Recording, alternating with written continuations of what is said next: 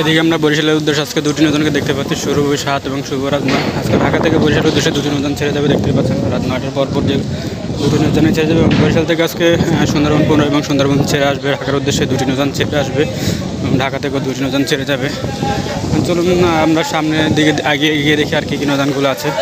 যারা ঢাকা থেকে চাঁদপুর যাবেন তারা প্রতি ঘন্টায় নৌযান পেয়ে যাবেন, সকাল 6টা থেকে রাত 12টা পর্যন্ত নৌযানগুলো পেয়ে যাবেন। যারা ঢাকা থেকে ইলিশা যাবেন তারা সকাল 7:30 দোয়েলপাখি 10, 8টা বাজে পুস্তকলা ফেরিঘাট থেকে কানিভাল ক্রুজ, 8:30 আছে গ্রিন লাইন 2 বা 3 যে কোনো একটি নৌযান।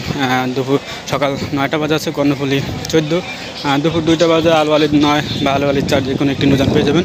বিকাল 4টা বাজে কর্ণফুলী 3, কর্ণফুলী 4 বা সম্পদ, 3টি নৌযানের ভিতরে একটি নৌযান পেয়ে যাবেন। এবং রাত 10টা বাজে রাজারহাট বা কর্ণফুলী 11 যে কোনো একটি নৌযান পেয়ে যাবেন। তাছাড়া মানপুরা হাতের উদ্দেশ্যে যে নৌযানটা ছেড়ে যায় ওটা আপনার ইলিশা ঘাট দিয়ে থাকে। এদিকে আজকে বরিশাল